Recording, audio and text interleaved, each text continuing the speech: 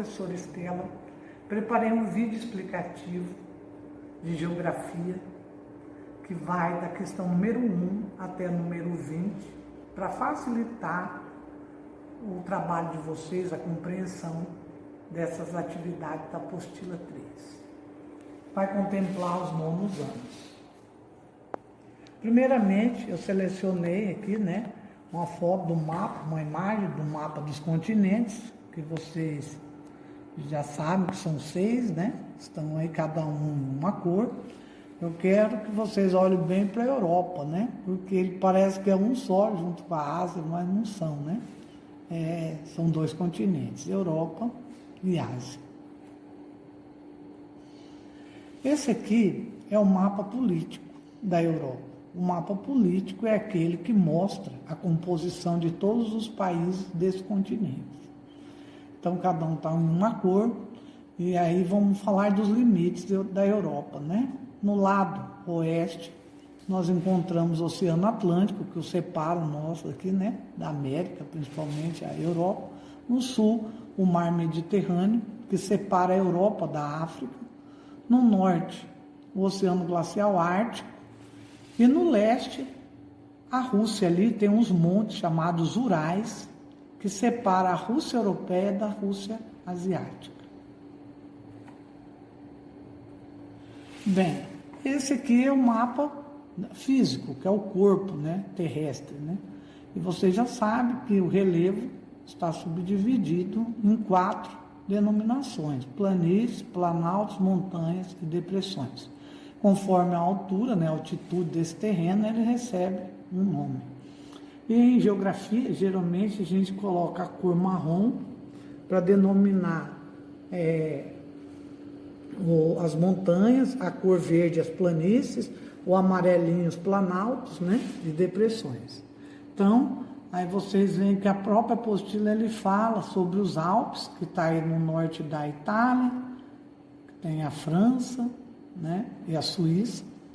É alto, a parte mais alta da Europa Ocidental, e também aí na Noruega, os Alpes escandinavos, a parte mais alta também na Noruega, e aparece os Cáucasos, também outros montes mais altos, que é o Cáucaso é a parte mais alta, está na Europa Oriental, o Monte Elbrus, E no norte e nos Alpes está o Mont Blanc, que é o mais alto também da Europa.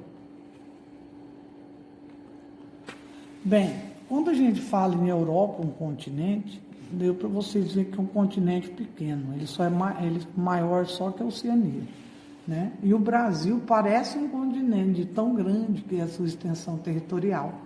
E o Brasil, eu coloquei para vocês o quanto o país cabe dentro do nosso território.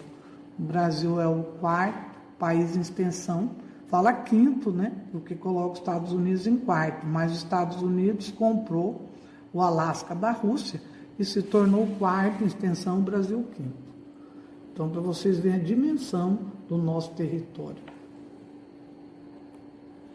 Bem, tanto é que lá, todos os livros de geografia, eles falam que a Europa nada mais é do que uma península da Ásia. E realmente tem muitas penínsulas. Península é uma extensão de terra banhada por água em 3 partes, com exceção de uma. Mostrei a bota aí, que o continente italiano, ele tem esse formato de uma bota, banhada ao sul, ao oeste, ao leste, com exceção do norte, que o liga ao continente europeu. E não é só a Itália, tem muitas penínsulas, Tem a Balcânica, a Escandinava, que vocês podem olhar no mapa que eu coloquei agorinha, anteriormente, um mapa físico.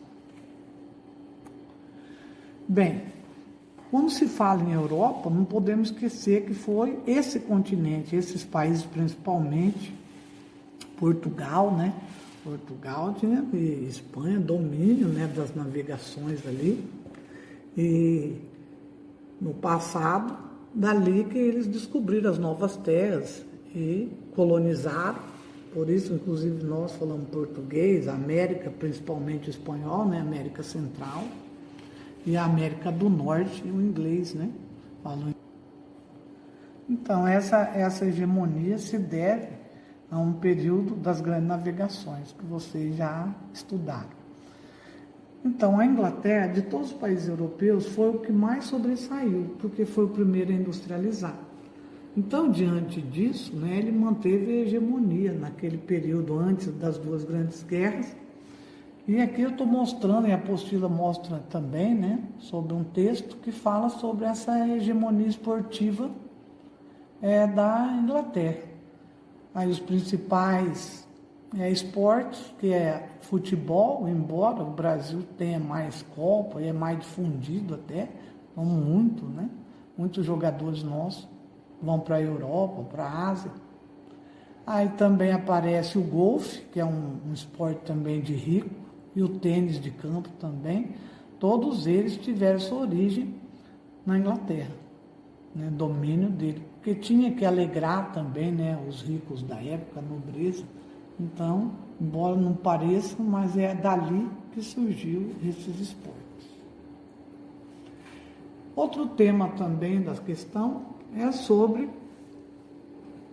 a renda per capita. Essa renda é dinheiro, né? Per capita por cabeça, né? Então, seria a divisão de tudo que o país, o PIB, Produto Interno Bruto, ou PNB, Produto Nacional Bruto, o país faz durante um ano, dividido pelo número de população.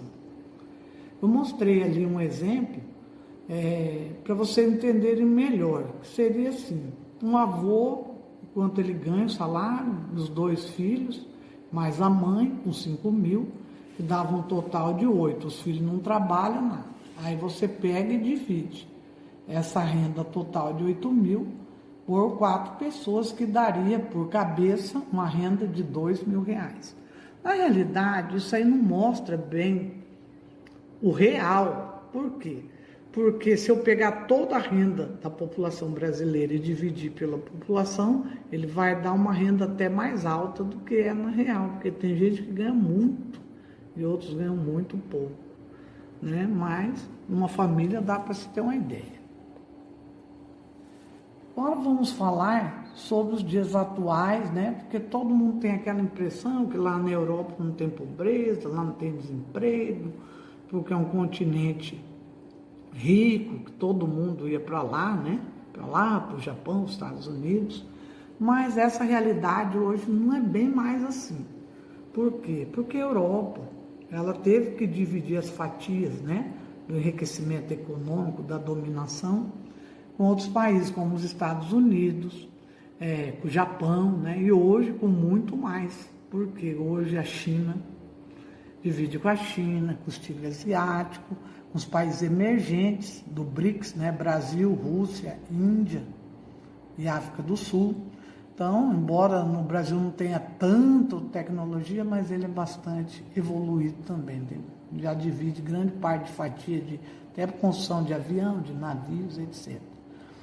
Além disso, de ter que dividir, né, as multinacionais, as produções tecnológicas, ele também hoje passa pela pandemia do Covid. E esse Covid enfraqueceu muito a economia generalizada, porque teve que o pessoal parar de trabalhar, né, diminuir para evitar a contaminação, os salários abaixaram, né? Então tudo isso aí enfraqueceu bastante a economia europeia e também a economia mundial.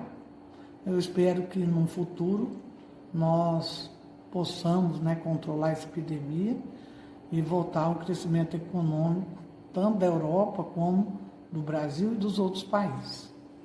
Vou deixar aqui uma frase para vocês, que o aprendizado é conhecimento e conhecimento é liberdade e poder. Então eu espero que vocês tenham gostado.